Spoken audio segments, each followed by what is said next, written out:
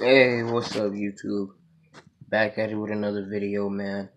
Uh, whew, I know it's been a while since I made another video, but I've just been real busy with things and stuff. But yeah, today, this video is, well, more like a vlog type thing, This is just to, like, catch you guys up to date from the last video if you saw it, or, basically just to update you on where I'm at in my Air Force journey and the whole process and everything. But, yeah, let's get into this intro first, and then I'm gonna come back at you. God's plan. God's plan. I can't do this on my God's plan. Alright, guys, so, yeah, basically, just to recap on the last video I made, I can't really remember some stuff. It's been a minute. Because, I've been doing a lot, working 2 jobs and things like that, trying to keep up with stuff, blah, blah, blah, blah, blah, all of that, this and that. Alright, so, ooh, look at that, I dropped my phone. It's just a backup phone. I don't really care. But yeah. So basically, what happened was I got a call from our recruiter. I would say about what month is this? I don't even. This is February right now. Let me see. When did he call me? This was okay. Let me pull up the calendar. Yes, that's nice. Okay, calendar. Oh, jeez. I don't even know how to work this phone. It don't even matter. Okay. Alright, so this February, I would say he called me around, I would say September, October. Let's just go with that. He called me around September, October. He told me that I finally have my date, and my date to leave is, oh, jeez. Okay, alright, don't know how to use this. Whatever. He said my date to leave is March 5th. So, right there. That's on Tuesday. So he told me my date to leave was March 5th. So basically what he said was the next week after that, I went into him on that Monday, for dep call. For those of you that don't know, it's delayed entry processing program. Wait. Yeah, delayed entry processing. Is it? That sounds like it. I might be wrong, so don't quote me on that. But it's similar to that. So basically what that means is once you pass MEPS and everything, you have to wait, a certain time period depending on what job you're going for and when your job is going to be available. So that could be a wait from between a month to a year, about, depending on what job you have and the availability for that job and things like that. So that's basically what it is. And what happens is every other Monday, you would go meet up with your recruiter, and he would just ask you simple questions. Have you gotten in trouble with the law? Tickets. Have you been to court? Have you got injured badly?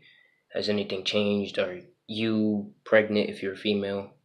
If you're a male, is your wife or girlfriend pregnant? Blah, blah, blah, blah, blah. Things like that. And basically, so once all that's clear, then, you go back, finish whatever you're doing, work and whatever, all of that stuff. Once you get your job, like me, you now switch over, and your recruiter, what he says is he's technically not called your recruiter anymore. He's now referred to as your, what is that? Your very first supervisor. Because you're basically in there now. You got your job, things like that. So he's considered your first supervisor because now you report to him. Even though it's the same guy, you still report to him, but now it's more different, So he asks you more questions and stuff. And every time you go back, there's always more and more papers to sign. So for me, recently, from what I can remember, since he told me I got my job placing and everything, I have went back to him. I finished signing off some more papers, legal matters, things like that. I can't really remember what it is. If I could, I would tell you guys. I want you guys to know, just like I knew. And then he'll also give you a paper, tell you to take home. And this paper is basically a visitor's form. So basically on the paper, it'll say, blah, blah, blah, to this base, graduation. You are invited. If the name is not on this list, the person can't go. So basically everybody that you want to go to see you graduate from basic training, you will put their name down on that list along with their birthday, their driver's license, and driver's license number. That's basically it. First name, last name, middle, driver's license number, all of that. And it's about a slot of 10 people. So you can put up to 10 people.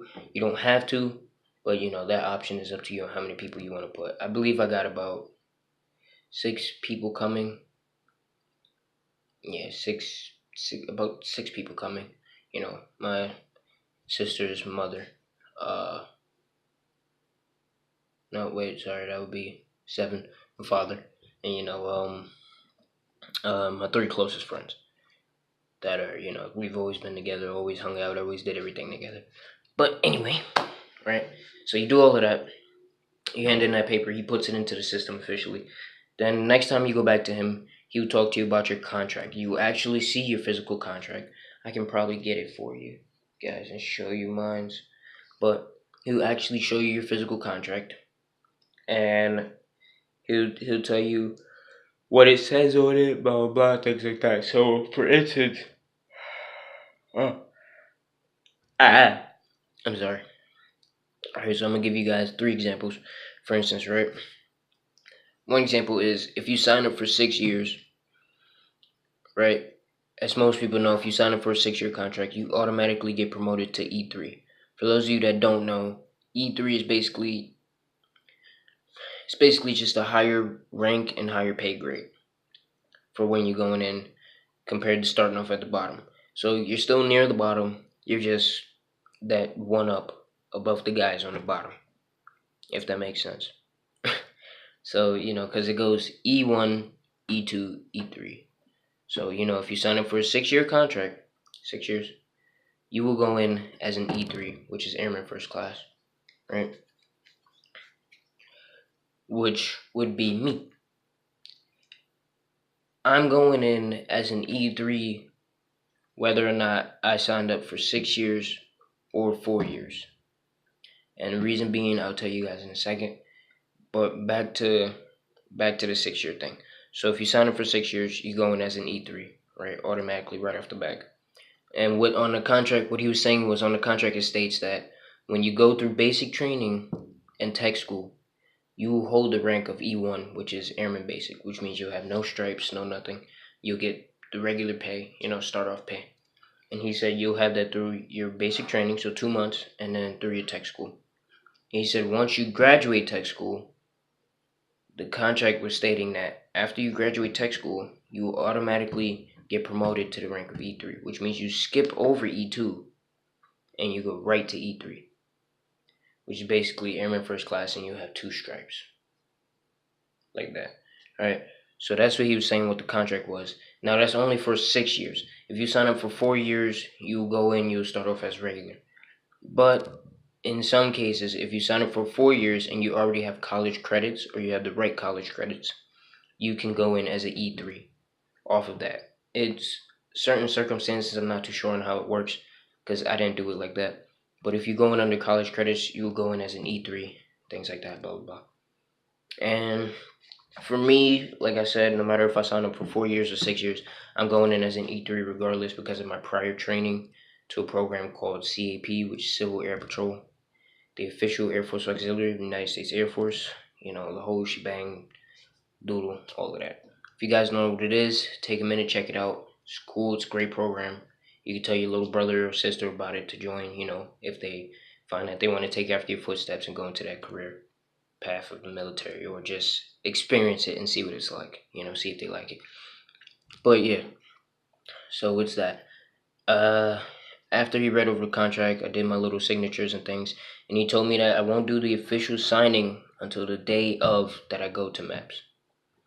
So basically, why is she looking at me? These people creeping through my window. Anyway, sorry. But yeah, so basically, up until that time period, till the day you leave, you basically just, keep on with your life. You don't really do much. You just go check in every now and then with your, drawing a blank now, with your supervisor, which is your, recruitment officer. Same thing, either way. Then after that, you're gonna show up on a 30-day schedule. So 30 days you go to him, 15 days you go to him, week before you go to him, and then the day before the day that you're scheduled to be in boot camp, you go to him again. So for instance, for me, I leave March 5th. That's in exactly a week from now. So yeah, so for me, I will have to go to him on the 4th. I'll spend the night on the hotel, and then from the hotel, I'll go to the MEPS facility that's near me, near to the hotel. You know what I mean? And then from the hotel, from the MEPS facility, we will take the bus to the airport, and then take the airport to Texas. Arrive at San Antonio on the 5th, and then the 5th, I will be in San Antonio, Texas, Lackland Air Force Base, getting ready to start basic training on my first day. So all of that first day is the whole processing and all of that stuff, you see from other videos and things that they've made. That's the whole processing and other things like that. And from what my recruiter was telling me, he was saying that since the Air Force actually gets paid on the 1st and the 15th, and this is not just the Air Force, but every military branch gets paid on the 1st and the 15th of every month, being that you don't get paid until once you start basic, and I start basic on the 5th, what happens is I get back pay. So once all my paper and processing goes through on the 5th, that same night, which would be the first day of boot camp for me, I get paid. So the money will be right into my account after my paperwork goes through. So basically, it will more likely be the next morning, so on the 6th. So that's really nice. I'm looking forward to that. It's not like you start getting paid after you finish boot camp, because that's 2 months and you're gonna come out with no money. No, they actually compensate you for that, and they give you pay while you're in training. So that's good. I like that. But yeah, for the most part right now, I'm just waiting. I have a week left, so I quit both my jobs, and I'm just taking this week easy, to get some rest, because we're gonna be waking up early, working out every day. So I'm getting some rest, doing some push-ups, and then I'm gonna have a little, going away event for me to see all my family and things like that before I actually ship out and be gone for 2 months. Without no communication, and then the 2 months after that, I have my tech school, and I could talk and text then. But for 2 months, no communication with the outside world. So thought I'd say bye to everybody, blah blah blah, because it's gonna be a minute. But yeah, man. If you like this video, please hit the like button. Subscribe to my channel. Videos, I'm sorry, they're coming up slowly. I'm not gonna lie, due to certain things. But now that I'm gonna have more time in my hands, especially after 2 months when basic is done, I'll definitely have more time in my hands to make new videos, do more things like that. I'm gonna see if I can drop another video before this week ends on my workout thing to get me ready for basic training. My little workout program, things like that. But yeah, man. If you like this video, leave a like, leave a comment, subscribe to my channel, follow me on my social media account. I only have Instagram right now, so it's air_press. Same thing as the YouTube channel. But yeah, man, there you go. Hope this was helpful. And yeah, I hope I could drop some more helpful information, and wish me the best, guys. Woo!